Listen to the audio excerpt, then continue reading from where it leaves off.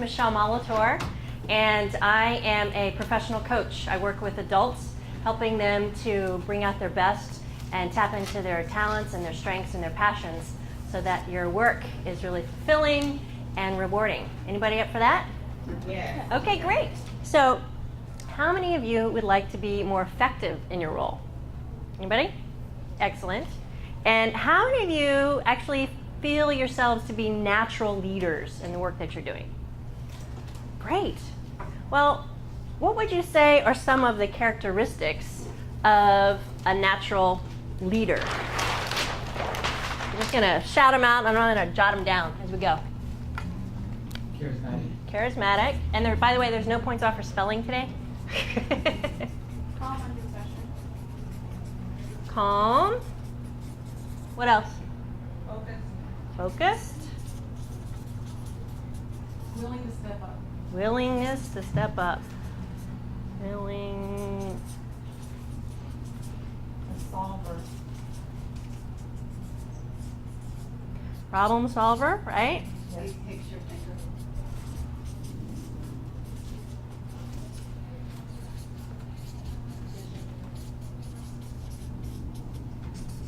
People.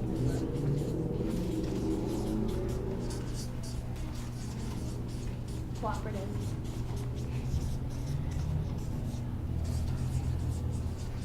All right. What a great list.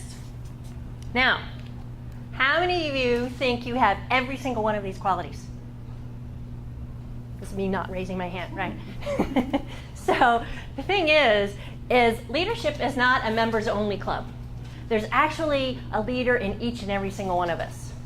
So today, my job, my hope, my joy is to be able to share with you 3 keys to the art of leadership in ways that will help bring out more leadership in you. So you too can have the keys to the Leadership Club, because we all deserve it. And so if you don't feel like you're 100% a leader just yet, know that it's in there. You see, we're all a little bit of late bloomers. I know I am. And it came very clear to me when back in 2000, I got picked, packed, and shipped from Atlanta, Georgia to San Francisco, California. I used to be a graphic designer and creative director in web development. They're like, hurry, we're gonna IPO, you gotta be here on board, woo, right? I thought I had my big golden ticket, woo. And the week I got here was the week the market crashed instead. So there was no IPO for me. And what I found out was it wasn't all that I thought it was cracked up to be. And so after 9 months, after thinking I had figured it out as a leader and I was on my way, I found out instead I was getting laid off. And that was pretty crappy. It was a really, really hard day. And, you know, it was like my whole world had fallen down. Because my whole world, my whole perception of myself was I was this creative director. I had finally gotten to the fancy position with a corner office, right? And when that didn't work, I was like, well, now what do I do? I don't want to do that anymore. So I wandered my way home that day with my self-esteem in a puddle around my feet and my self-confidence pretty shattered, actually. And I called my mom, because that's what I do. Mom, I'm having a bad day. Well, my mom was having a worse bad day, unfortunately. In that moment, I found out that a very dear friend of our family was dying. It was very unexpected. I had no idea what was going on. And in a split second, I had a reality check. Here I thought I was having a crappy day because I lost my job. And my dear friend Al was losing his life. Now, with that, I was like, well, okay, I can't really sit in my puddle of muddle for very long, so I better figure out what I'm going to do and get on with doing it. I had to pull up my big girl panties, get on with it, right? So the next day, I happened to be leaving for a family vacation with my mom and my dad and my brothers and sisters. And I decided that the day that I got back would be the first day of the rest of my life. Friday morning, like, okay, getting on. I have no idea what that looks like, but we're going to do that, right? And that morning, I was woken up by the phone ringing. My father calling to tell me that Al had died. Now, I was really, really saddened by this. Very deeply saddened. But at the same time, I was really mad because Al didn't have to die. He could have chosen to take a protocol of drugs that would have helped saved or prolonged his life.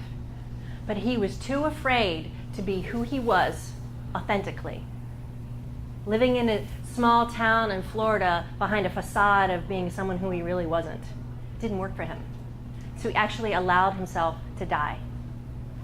And to this day, it still breaks my heart. Now, I made a promise to Al that day that in honor of him, that I would no longer live from a place of fear, because I was scared out of my mind having been laid off. I had no idea. This has never happened to me. Come on in. There's some seats up here. I won't bite. Come on in. And so I vowed that I would figure out what to do next and move forward. And it was hard because I had no idea what I was going to do next. But I knew that I couldn't go back.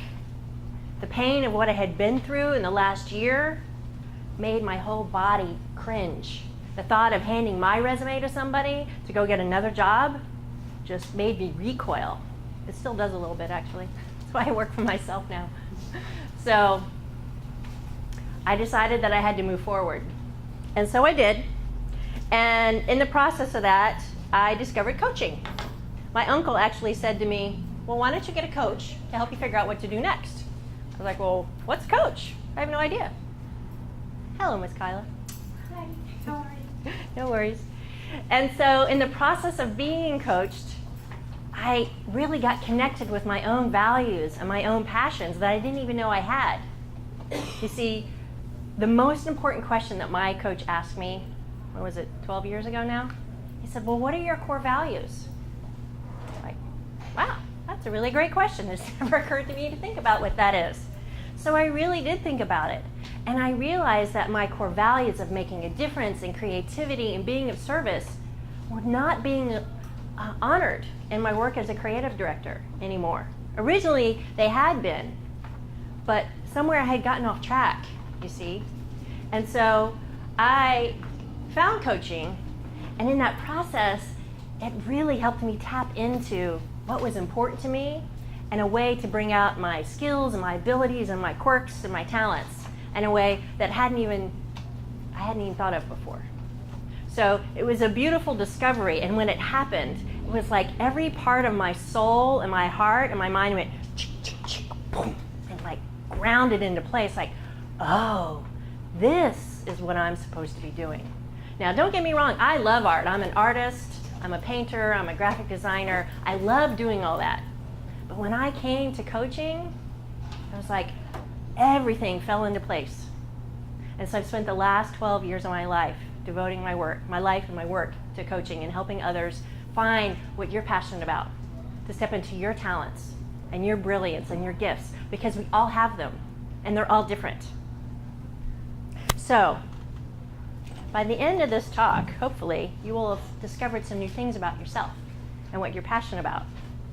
Now, I want to share with you one of my favorite quotes.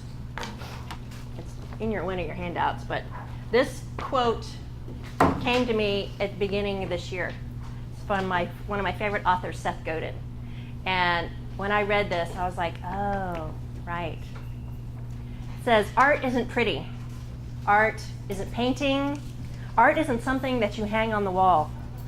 Art is what we do when we are truly alive. If you've already decided that you're not an artist, it's worth considering why you made that decision and what it might take to unmake it. If you've announced that you have no talent in anything, well, then you're hiding. Art might scare you. Art might bust you. But art is who we are and what we do and what we need. An artist is someone who uses bravery, insight, creativity, and boldness to change the status quo. Art isn't a result, it's a journey. And the challenge of our time is to find a journey that's worthy of your heart and your soul. Yeah, it's good. I love it. So, I want you to know that you are more powerful than you realize. Oops. Yeah, we're going to do that. I lose track of myself here. I want you to know that you're more powerful than you realize. When you can believe in yourself and be yourself, you can be an amazing leader. But becoming an amazing leader is not for the faint of heart. It actually takes courage. And it requires you to step into your art fully, to share it with the world, to give into it and be real about it. And it's easy to hide sometimes. I know, I used to hide a lot. So in order to be real, you have to be willing to be open. And in order to be open, you have to be willing to be vulnerable. Standing up here is my way today of being open and vulnerable with you and letting you see exactly who I am and exactly who I'm not, warts and all. But that's the trick. You've got to own it. Because when you can do that, it makes you amazingly attractive. You create an energy around you that people are like, wow, I'll have what she's having. What's that all about?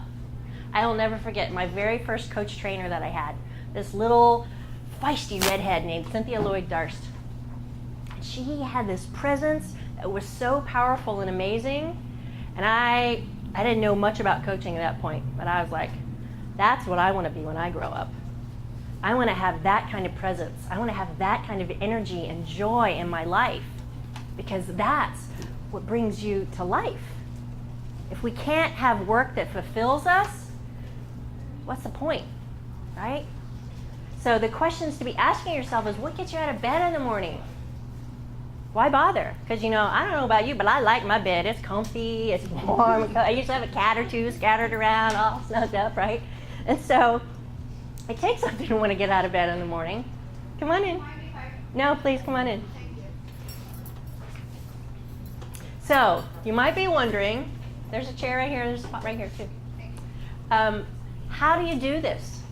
How do you get to the place where you can believe in yourself and share your art? I mean, imagine if Martin Luther King had been too afraid to share his vision and his values. What would the world look like today? It would certainly look a lot different, I think. So what do you have to do? You have to start with your art. Your art is your authentic, real talent. Now, you might know what that is, and you might not. So today we're going to walk through some steps to help you figure out or look a little deeper into what that might do for you. All right? Sound good? Y'all up for that? Okay. So, the thing is, in order to do that, you might have to hit a wall. I did. I hit it hard. I hit it really, really hard. Now, my hope for you is that you don't have to hit the brick wall like I did. But the day that Al died and the day that I got laid off was a huge wake-up call. It was the universe's way of kind of smacking me up against the head like, you need to stop and look and see what's really important for you. Because the path that you were on, that's all nice, but that's not really what I need you to be doing. Oh, okay. Not quite sure what I need to be doing, but please point me and I'll figure it out. So that's what I've done. So you have to start with your art, your authentic, real talent. Now, anybody curious about how we do that? Yes? Okay, good, because if you're not, I can leave, All right, so leadership key number 1, you have to reconnect with your values. You have to stop and think, what's important to me? What really gets me out of bed in the morning? What is it that moves me? What's the vision that pulls me forward? What's the contribution that I want to be in the world? Because if you can align your work with your values, then it's going to be a more joyful way to go through each day. What I learned the hard way when I was working as a creative director was my values of making a difference and being of contribution in a meaningful way was really out of alignment with building big, hairy websites around technology stuff, right? It's like, no wonder I was so stressed out. I was working 80 hours a week and just, it was crazy.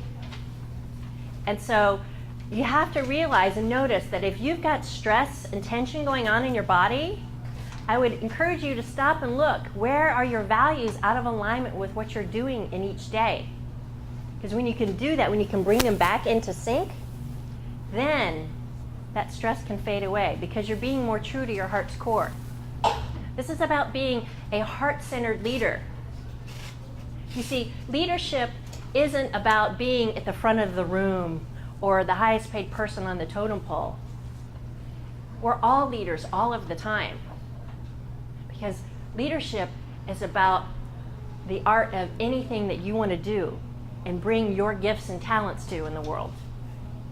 It doesn't matter how you do it, just as long as you express it through your own unique way. Because we all have different life experiences that have brought us to who we are.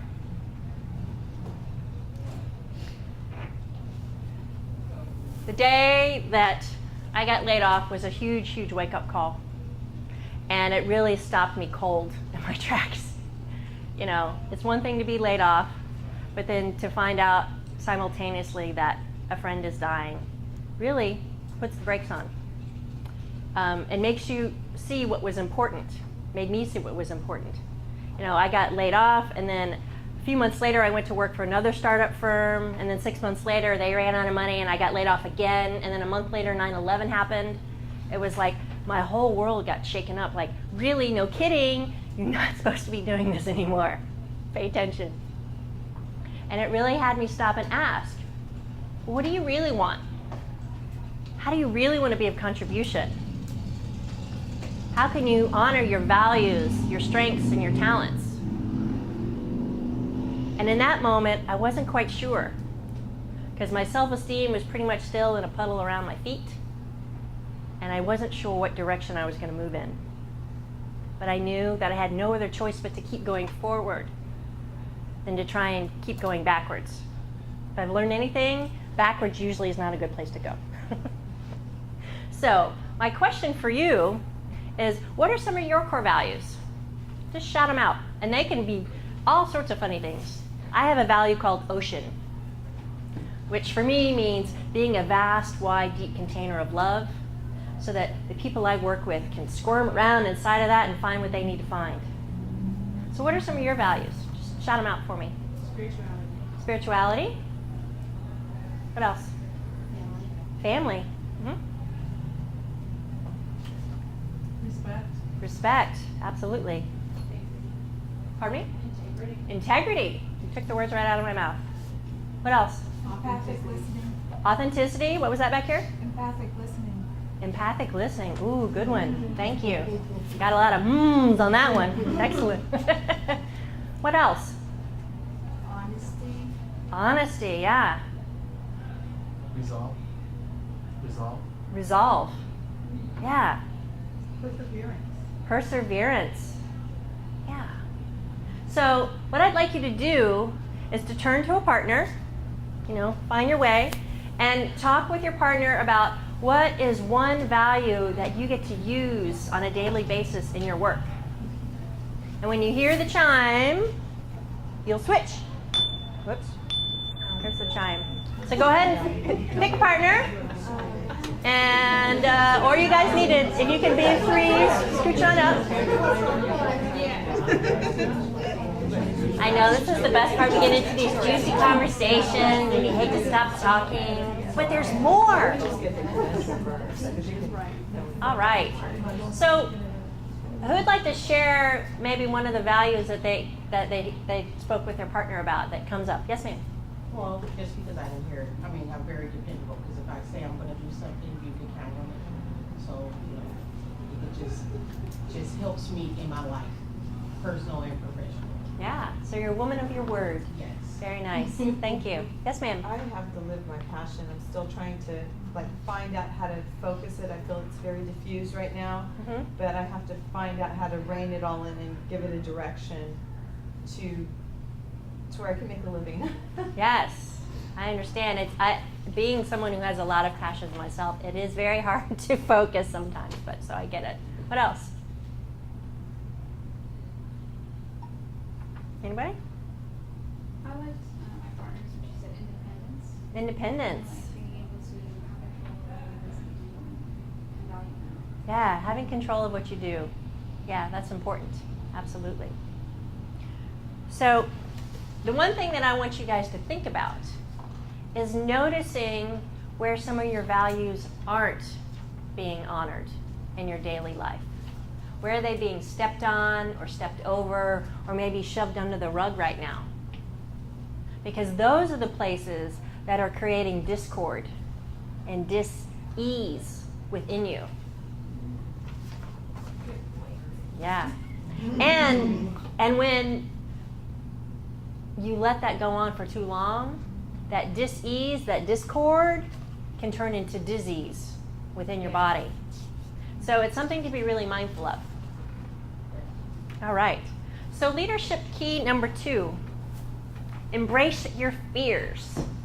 And you might be asking, well, why on earth would I want to embrace my fears? That sounds silly. Right? Well, it's about being real. As a leader, you have to be real with people. And we've all had a variety of challenges, fears, and circumstances that have happened to us in our lives. From the mundane and the small to catastrophic and terribly painful. But each of those life lessons makes up who you are and how you work and wander through the world, how you show up, how you are motivated, because each of those life lessons becomes a driver in your life. This happened, so note to self, don't do that anymore, right? And these fears come into play to protect you. You know, don't put your hand on a hot stove, you'll get burnt. Note to self, don't touch hot stove or else I get burnt, right? And you take that and you magnify it out in whichever shape or form it is true for you. But I'm here to tell you that your deepest challenges, your most painful circumstances in your lives, the hurts, the wounds, the hurdles that you've gone through are actually the source of your biggest strength, your greatest power. So being real is about how do you take those challenges, those hurdles, and turn them into something good? How do you turn them into a gift for others? Because that is a beautiful way to turn around negative circumstances and bring them back out through your unique perspective and your gifts and talents. The tricky part is becoming aware of these fears.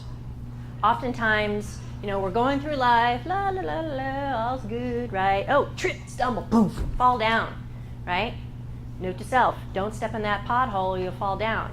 So then you get a little decision point in the back of your head that then quietly goes into the background and your programming and guides you. Oh, whoop, there's that, that's where that pothole was again, let's avoid that. Oh, here's another hot pothole, let's avoid that, right?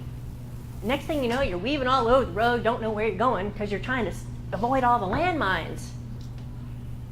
So as an adult, your job is to stop and go, what are the fears that are driving me today? And are they useful for me today? Because when I was 6, that was a very useful thing to not do. But now that I'm adult, I don't know that that serves me so much anymore.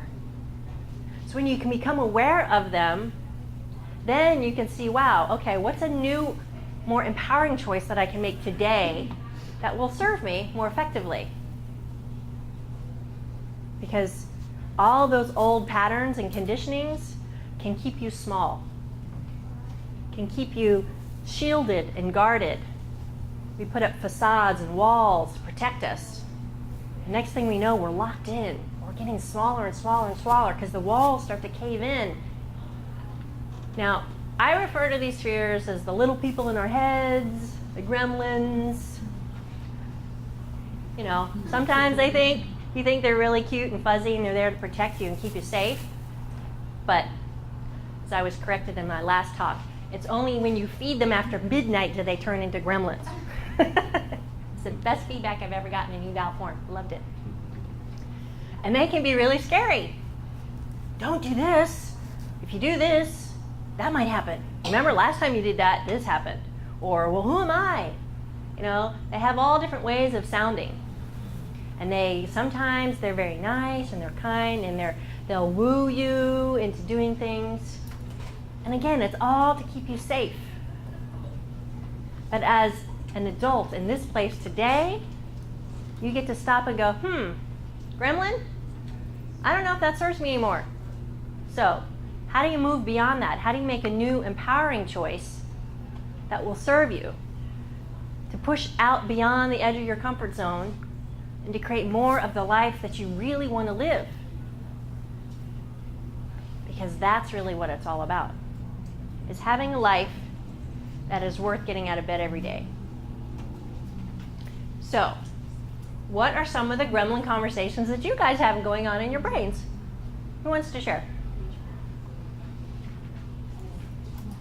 Any conversations? Like, so for me, yes ma'am. If I do make this choice, I might fail and I might waste time and I might miss out on other choices. Oh yes, that's a very popular one. If I do this, then I might miss out something over here, something over here. I might fail on this road. Right. So I go nowhere. I just stand there. Right, and then we sit in circles and wonder why we're not getting anywhere. Exactly. That's a very popular one. What are some other ones that come up for you guys? How am I going to survive when I'm the only breadwinner? How am I going to survive when I'm the only breadwinner? Yeah, that's a very valid fear and understanding. And it's about looking at, what's the reality of the situation? And what are some new and empowering perspectives that you can take that are going to help broaden your perspectives? Remove the blinders. It's really easy to get caught in a perspective like this, right? This is how my world looks. It only looks this way. But if you take the blinders off, like, wow, there's all this other stuff over here that I never imagined. So that's part of what you have to do, is be willing to take the blinders off to see some other perspectives. You don't have to like them. You don't have to even try them on. But just be willing to come up with some other ones. So then you can see, what resonates more with my body? You know, we have this amazing tool here. And most of us operate from here up, from the chin up. So listening to your body, listening to what your heart says, what your spirit says about what's true for you. Your intuition is a very, very valuable tool. So, perspectives. Perspectives are a great way to help you get out of a stuck spot and move forward. So, what is this? It's a bottle of water. Right. It's half empty. It's half empty. What else do you see? It's half full. Yeah. It's clean. Yep, it's clean water, right? What else do you see? A reused bottle, yes. What else could this be? What possibilities lie in the beauty of the plastic? Mineral water. It could be mineral water, yeah. It can be what you have left to discover. It could be what you have left to discover in your world. I love that. That's awesome. I'm looking at the cabinet door. Okay. Is that part of it? It could be. I'm looking at the cabinet door. And what's behind door number 1? Thank you, Martine. Yeah. You never know what surprises lie behind door number 1. What else do you see? Purity, innocence, How else might you be able to use this? Clean up your mess. Clean up your mess, right? What else? Nourish your body. Nourish your body. It could be a flotation device. Get a couple of those, strap them onto your arms, you'll be right. Or if you poked a string in the top of it, it could be a plumb line, hang things, I don't know. The beginning of lemonade. The beginning of lemonade, excellent. When life hands you lemons, make lemonade. Right. It could even be art, couldn't it? Because gosh knows, I've seen some really interesting things in museums, like, really? How'd that get in here? Because I know I can do something better than that, and I don't know what that is. So, yeah. So, this is just a fun example of how do you take that fear that you're looking at that's staring you in the eye and stare back at it. Like, okay, I see you. What do you got in there for me? What else could you be? How else could I solve this problem? What other options are available to me? When you can do that, then the fear diminishes. It gets smaller and smaller and smaller. And then it's much easier to step beyond it and go, huh, okay, that wasn't so bad after all. You've got to figure it out, because otherwise the gremlin is going to continue to drive your bus. And I don't know that you want the gremlin driving your bus all around town. I know, I don't. But there are times when you're quite happy letting the gremlin steer. You know, as a coach, I have a little coach in my head, right? And I get all upset about something, I get my panties wadded, and then this little coach voice in my head goes, well, get over it. Well, what if I don't want to right now? I just want to sit in my puddle of muddle for a little while, so just leave me alone, and that's what I'm going to do. Right? And then you can choose to get up and move on. So it's just about being conscious of what those fears are and how they're driving you, so then you can make new and empowering choices. This is my dear friend Sherry and Tom. Yes, ma'am. I just have a question. I get Yeah. confused. I don't know. Yeah, my fears with my intuition. Like with, okay, if I'm feeling this fear, then maybe it is my intuition that I should not, you know what I mean? I do. Sometimes it's hard to discern between your fear and your intuition. And so the best way that I know how to combat that is to get really quiet with yourself and ask yourself, what's needed now, in this moment? And your intuition will tell you. And it might be a little tiny micro movement, and sometimes it's bigger than that. But if you're caught in the swirl and the spin, then it's best just to stop and pause. Take a few deep breaths. Tune in to feel what's going on in your body. Where is that tension lying? Where is it building up? And breathe into that. And then ask yourself, what's needed now? What's just one step I need to take to move forward to get past this fear? I realized I almost forgot something, so I'm going to tell you about Sherry Ann in a minute. So one of the other exercises that I wanted to do, actually no, I'm good. Never mind. See, I get all twisted. This is part of, being real. Like, I don't have it all memorized, and it's okay, because it'll all come out just the way it needs to. So Sherry Ann is a very, very dear friend of mine. She's a 5-time cancer survivor. Not once, not twice, but 5 times. 4 times of lymphoma and 1 time of a stromal tumor just last December. And she's alive and thriving. She's a hoot, and I love her. And she's my hero because she has found a way to take the fear of death 5 times and turn it into a powerful gift for others. She said, if this shadow of cancer is always lurking over me, I never know when it's going to come back. So I better live my life fully in every single day. So what do I want to do that brings me joy? Well, what brings me joy is helping other people find their joy. So what she has done is gone from being an amazing executive coach to being a cancer coach. She works with cancer patients and caregivers and survivors on how to move through their cancer journey more gracefully into whatever that means for them. And she's also created a cancer coach training program. So people who are interested in becoming cancer coaches can go and learn and then be able to give that gift back to other people.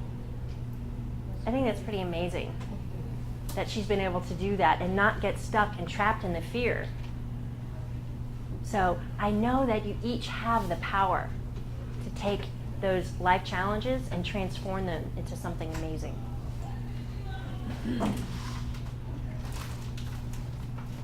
Before we go there, though, so what I'd like you to do is think about what might be one fear or challenge that you would like to overcome or turn into a gift that you can give to others. Just think about that and just write it down on one of your sheets there or on your notebook. Well, what I'd like to do now is to do a little coaching demonstration with you. I pre-selected somebody before we got started here today, got their permission to come up here and do a little coaching with me. So, Robert, if you can come up here for a minute.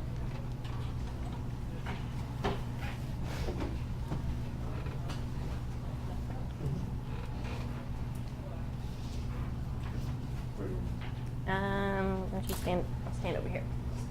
Yeah. So, thanks for coming up. Appreciate it.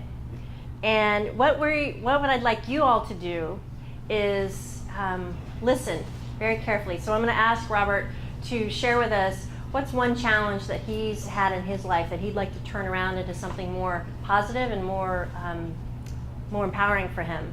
And as he shares his story for a minute or two, your job is to listen and to hear what his values are, what his strengths are, what are maybe some ways that he could take that challenge and turn it around into something good, okay?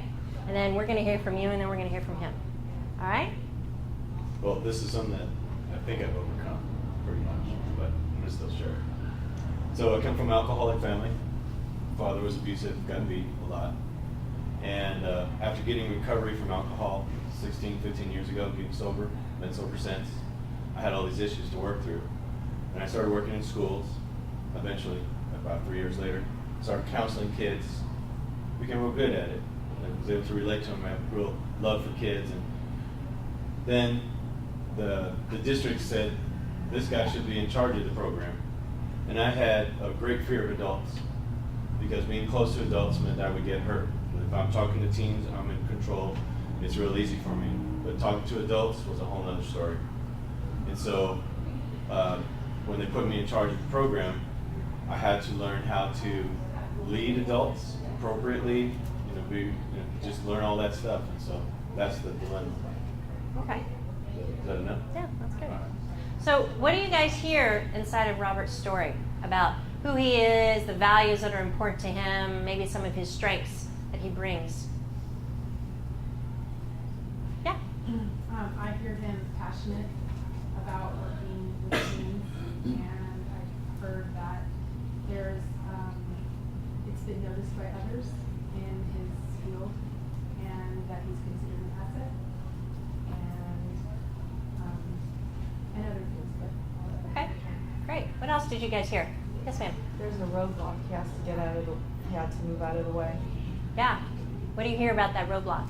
That it's stopping him from achieving everything he can and to continue on that path that he's on. If he wants to stay on the path where he's engaging with adults and go beyond where he's just working with the students. So he's got that roadblock that, he can't expand.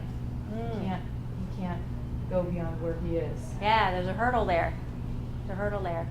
What else do you guys hear? Yes, ma'am. I admire his commitment to himself to stay out of alcohol. Mm-hmm. Yeah. Well, I see that there's a lot of empathy and compassion, and then there's, this identification of, I guess, there's a tie, a connection that he's making, a personal connection with teens, but then there's the fear of how to deal with adults, and like a fear of authority, or that's just has had had him stuck, a barrier, that thing. And so I don't know, fear of authority or something. Okay. Yeah. Mm-hmm. I just sense of lack of feeling. Like you said, he had control over the teens, the children, but moving to the adult side is like he won't have that same connection with them. Okay. I hear a child voice, moving up, controlling an adult. And I also hear that child saying, expressing the need to take care of other children who may be in that situation. But I also see or hear an overcomer and resilient. Yeah, lots of resilience in there. Yes, ma'am. And I hear how he's taking the negative things that happen in his life to turn it into something positive to help others. Yeah. Absolutely. You know, I also saw that, like, for him, that he needs to grow. That he needs to grow to get beyond it because he grew so much to do what he's able to do. But I see that it's still that hurdle thing, but it's an area, you know, just of internal growth that he would need to experience. Yeah, absolutely. So, of all the things you've heard, lots of great insights and observations. Thank you, you guys. What has resonated the most with you? Well, I had to look fear right in the face, and I had to see it for what it was and what it wasn't. And then I had to learn how to make myself comfortable first and get grounded. And then I had to learn how, basically, that the same things that teens need, adults need too. And it was just about speaking to that person inside them too. But it was also about stepping up, like people have said, go ahead, do it.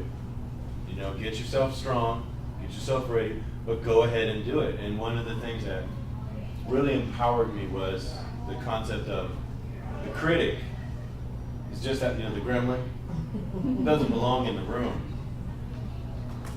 Throw it out there because it's stopping you from being your life. You have a purpose in life. Be that. Find out what it is and be that. Step into it. We don't like to go to a ball game and see someone sing Star Spangled Banner like, oh, say, can you sing some? We want to see somebody get out there and do it, right? So that's what people really want. They want to see you step up and be that who you are. Be your best. And in doing it, I win. And when I win, I'm overcoming what I didn't have in childhood. And I'm fulfilling my destiny in a winning way. I'm getting those things, because 3-year-olds need to hear, you're beautiful, you dance so nice, oh, you're so special. And so many of the kids I talk to don't hear that. And many of us haven't heard it too, what we need to hear. Or we have used contradicting messages to shut ourselves down. And they still don't belong. You know, I really like step 2 in this.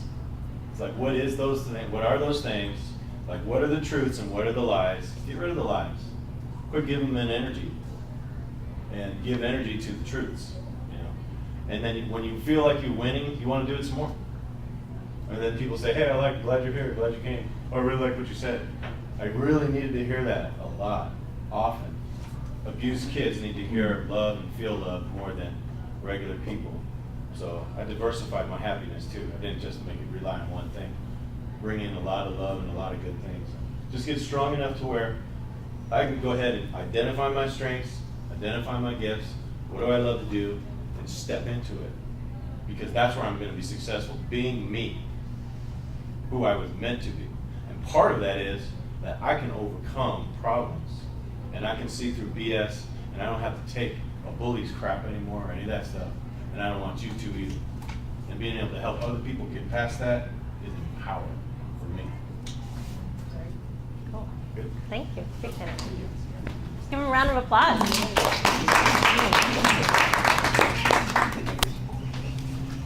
Thank you for sharing your story, Robert, and your passion for your work and the leader that you are. And know that we all have those hurdles.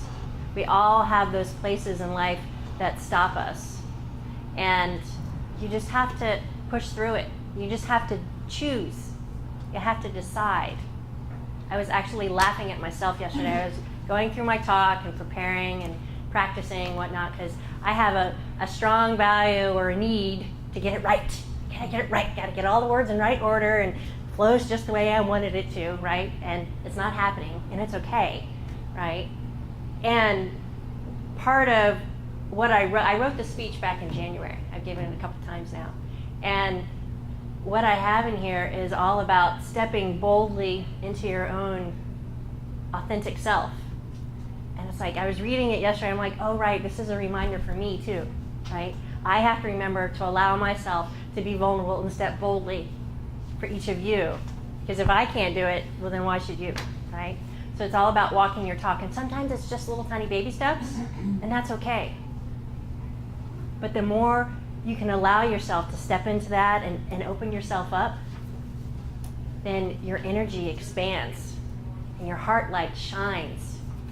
People are like, wow, what, did you do something different in your hair? You look great today. You know, it just creates a radiance about you that people can't quite put their finger on. But they want to be around you. They want your information. They want your leadership. They want your power. And you're going to find people in your life who don't know how to tap into that within themselves. And so they will glom onto you because they want what you have, but they have no idea how to get there. I call them the energy suckers. They're like little vampires. And you have to be mindful of them. You really do. You know, I bless them and send them on their way, but you have to learn how to put up protective barriers too, because as your light shines, as it grows and expands, more and more people are going to want a part of that. And it's not something to be afraid of, it's just something to manage and put boundaries around. I used to be really afraid of standing up in front of talking in front of people. I'll be seen, I'll be judged. Well, you know, we all get judged. But what other people think about me is none of my business. Right? So you just keep moving forward and do what you know you're here to do. All right, moving right along. So, leadership key number 3, understand your strengths. Robert pointed to this. You have to know what your strengths are. And we heard a lot of expertise as we went around the room here at the beginning, right? And it's about understanding what are the key strengths that you have. One of my favorite tools that I like to use is called Strength Finder 2.0. It's a book. You can buy it on Amazon. It's like $10. And each book has a one-time code in it that allows you to go online and take their Strength Finder assessment. And in about 10-15 minutes, it will spit back to you via email what your top 5 strengths are. Now, this is based on the Gallup organization's research. They've interviewed millions of people around the world, and they have identified these 34 top strengths that everyone generally falls into. And so you get back these top 5 strengths, and you realize, oh, yeah, that pretty much describes me. And you can get stopped there like, well, so what? I knew that I had that. But the key is to not only know what your strengths are, but then put them into use. Like, how do you bring those key strengths into your work every single day?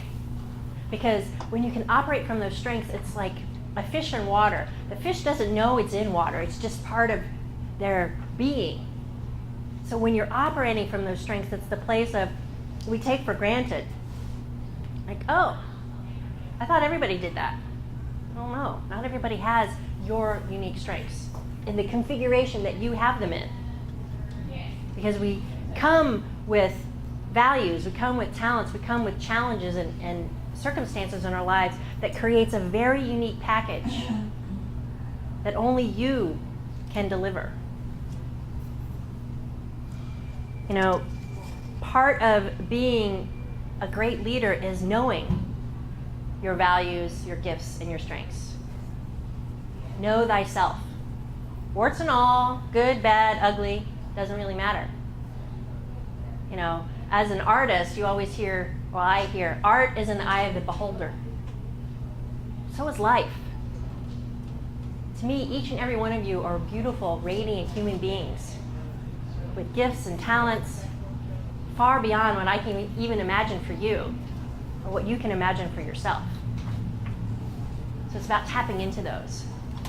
Because as you do that, you can raise your credibility quotient, as I like to call it. It's that energy that you project when you walk into a room.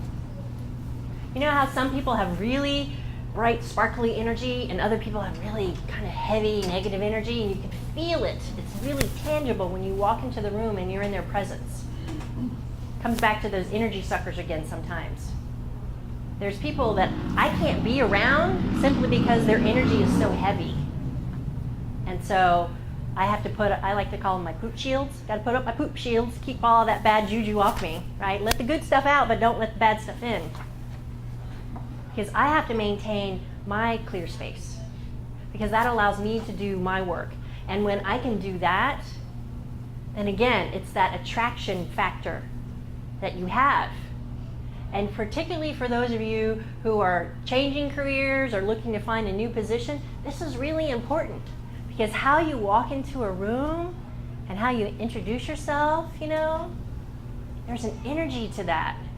And people will be like, that feels great. They can't put words to it often. And they're like, okay, or not so much. No, so you got to be mindful of what are you putting out there, just by who you're being and how you're showing up. You don't have to say a word. It comes through in how you walk and talk, just how you're being. Now, I'm sure you've all met some of those people who are macho and full of bravado. Well, those are just fears. That's just a facade to keep you from seeing the fears that they have. They don't want you to see who they really are, because there's something in them that they don't like. So they're pushing you away with all this other stuff to keep you from judging them or seeing them or whatever. So we're not talking about that. We're talking about being really authentic with yourself and with others, because that's what makes a difference.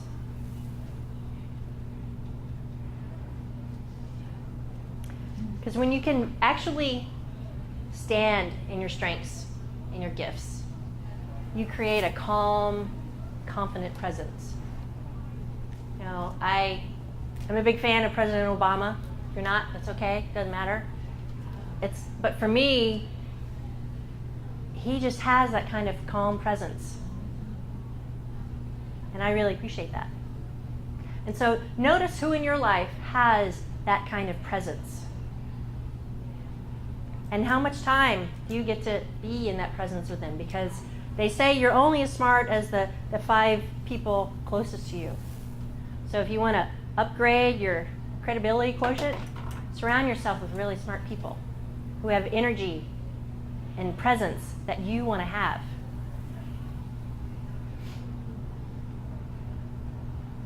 Now, after I discovered coaching and reinvented my career, I really felt like I had tapped into my soul's calling, and I have been able to make a difference and to help others find their gifts, and really fulfills my value of being of contribution and making a difference.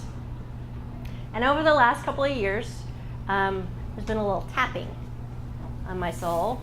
Hello, there's more for you to do. I'm like, what? What's that? Right?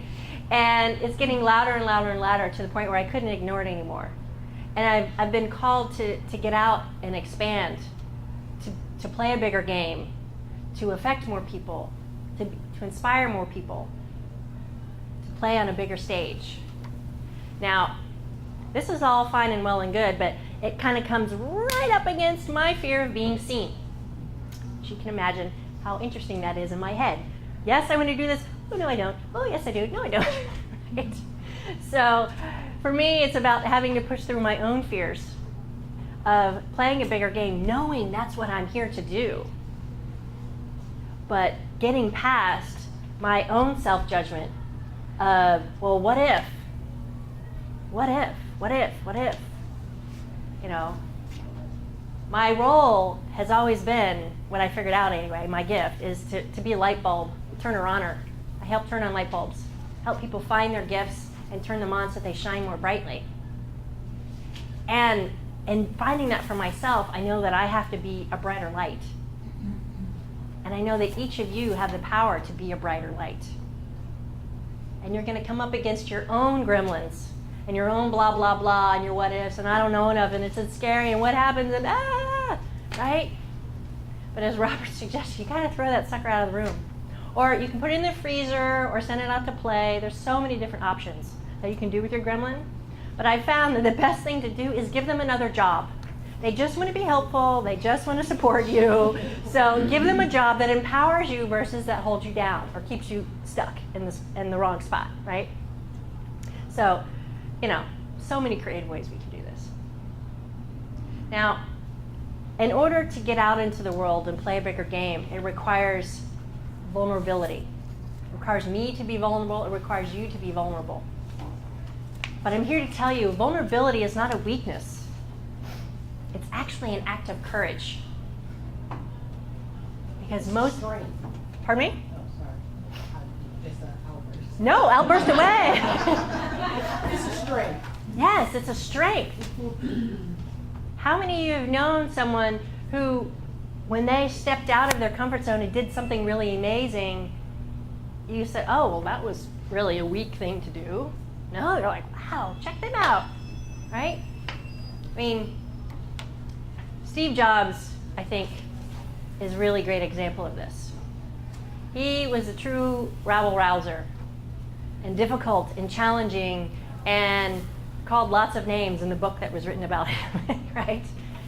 But he was bold enough and courageous enough and vulnerable enough to share his vision and his ideas with the world that has changed how we think and how we work and how we play. I know I can't live without my iPhone. I don't know about you, but if it's missing, I feel like my hand's been cut off, right? And so it's really about innovation, creativity, and change. That's what vulnerability is. And so as a leader, your job is to step into that vulnerable place to help create innovation, creativity, and change, to change the status quo. Because if you keep doing what you've always done, guess what? You will always get what you've always gotten. You know?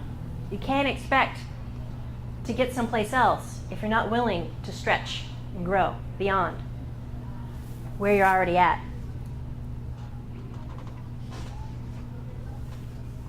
So this is what powerful leadership is about.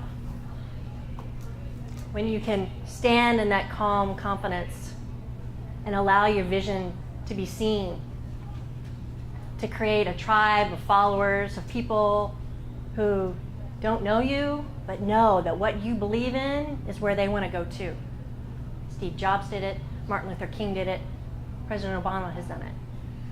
And there's so many more who have, you know. So are you willing to be bold enough to step out of your own comfort zone? Because as you do, you will attract more people. You will attract more success. You will attract more fulfillment and creativity and self-acceptance and self-motivation. It becomes a natural expansion of who you are. You'll have to stretch your edges, guaranteed. And it might be scary and it might be challenging and it'll most likely be really uncomfortable at times. But I know that as you get more uncomfortable and more squirmy and the gremlins get louder and louder, you're probably going in the right direction to be more of who you fully are. Because who better than you? And if not now, when? When is a good time? Because really you only have today and this moment and right now. As Sherry Ann tells me, sometimes I just need 20 seconds of courage. I'm like, okay, I can do this for 20 seconds. And then it doesn't seem so hard. And then you can do it for 20 seconds more, 20 seconds more. And next thing you know, like, oh, this isn't so hard. What was I worried about? The most challenging thing we have is our brain and the amygdala that lives in it. It's our fight or flight mechanism. And you can't get rid of it. You can only figure out how to manage it, right? So figure out how you want to work with your own fight or flight mechanisms. Yes, sir?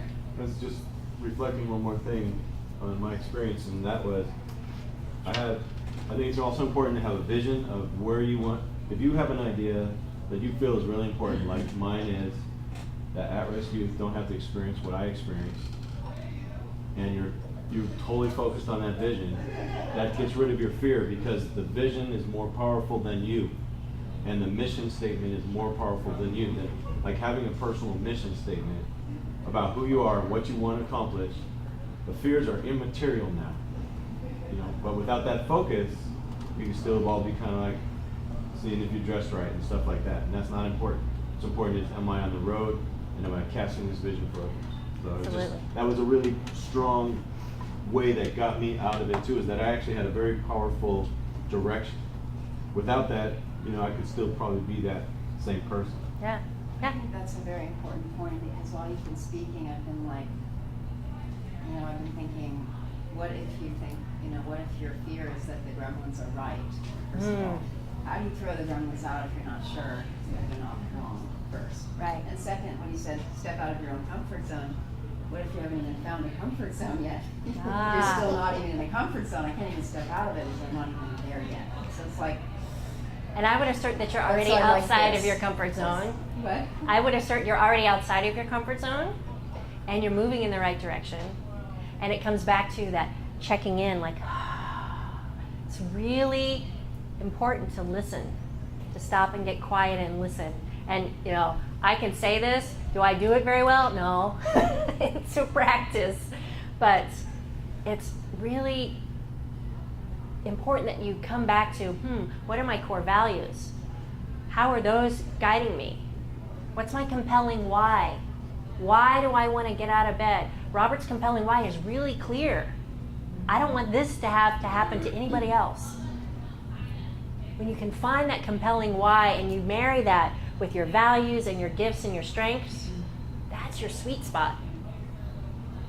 That's the place to live and operate and play from. Because then work isn't work, it's play. I love what I do.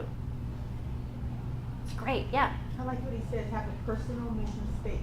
If you have your personal mission statement and you reflect on it, take a glance at it every now and then, just brings you back to where you. Absolutely.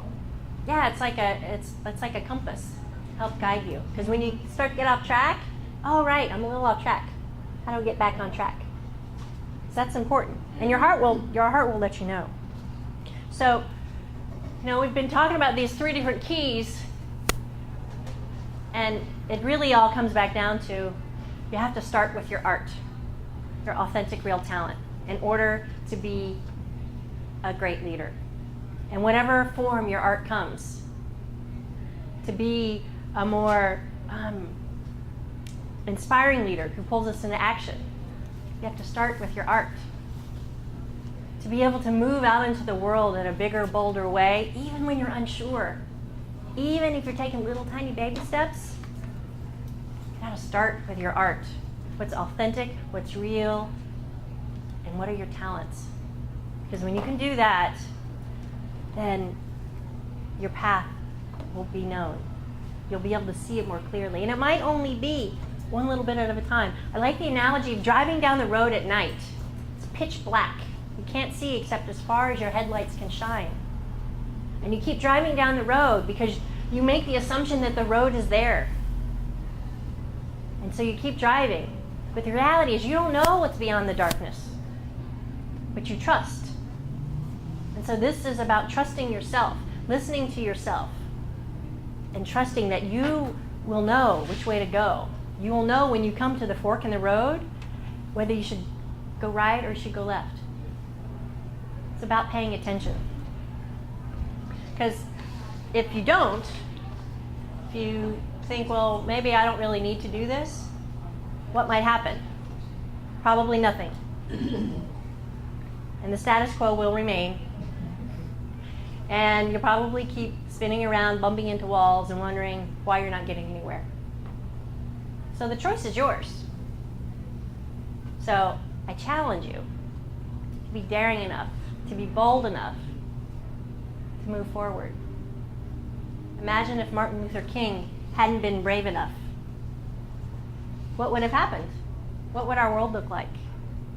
So it's a matter of listening and trusting and knowing that every step you take on your path will lead you to where you need to go, because every step along the way is there as a lesson to guide you and to help you see what you need to see. This is one of my favorite quotes. And the day came when the risk to remain tight in the bud was more painful than the risk it took to blossom. We're all blossoms waiting to open. So, now, you might be asking yourself, well, how do I actually really do this? This is all great, Michelle, and I'm going to leave here and I got other stuff I got to do. Well, that's what I have here for you today. One of the handouts that you have is my Start With Your Art Challenge. And in it you will find the 3 steps that we talked about today. tapping into your core values, uncovering some of the challenges that are real for you and how do you turn them into gifts, and identifying your strengths. Now, I know that doing this kind of work can be really challenging. Lord knows it's taken me a long time. I spent 12 years at it. So my gift for you all today for being here is if you're interested, if you're curious, if you really are serious about moving forward with yourself and you want to do this work, I'm happy to have a 30-minute phone conversation with you to go through these exercises. And in order to do that, all you have to do is on your sheet, there's somewhere to ask for your name and your email address and your phone number. You fill it out and put it up here. I'll contact you within the next couple of days, and we'll set up a time to meet over the phone. I'll send you a little worksheet that you can do on your own, and then we'll go through it. No strings, no nothing, just as a way to be of service. Because I know if you're anything like me, I think, oh yeah, I'm going to do this. As soon as I walk out the door, oh, look at all the other sparkly things that I need to pay attention to, and I'll forget it, right? So part of what coaching can provide is that accountability to help you move forward, to help you achieve the goals that you want to achieve for yourself. So if that's of interest to you, great. If not, no worries. It's just my joy to be able to be of service to you in this way. So the 3 steps of the Start With Your Art challenge. Define what's important for you now. Step number 2, embrace your fears and find those ahas. And step number 3, identify your strengths. We've talked about each of these today, but this will help make it more tangible and bring it down into your bones, hopefully a little bit more, make it real. So we can talk about it all day long, but until you actually do the work, it's just talking. So, are you up for the challenge? Yes. Yay, I got a yes, woohoo! Okay, because you see, when you do, you'll see how your life begins to transform. You'll find more joy, you'll find more meaning, you'll find more satisfaction. And then success will find you. And that's my wish for each of you, is to find the success that your heart is calling you to do, that uses all of your skills, brilliance, genius out in the world in a way, gets to be of service for others and makes a difference. Because if I've learned anything, I know that each and every one of us want to be seen, heard, and respected for the contributions that we have, and we want to be able to give that to others. And when we can do that, it creates a more meaningful life. And life is more joyful. And who doesn't want more joy in their life, right? So I'll leave you with this. Your job as a leader is to inspire others so that they can do the things that inspire them. And when you can do this, it lights up people in ways you never even knew. And then we all win. Thank you.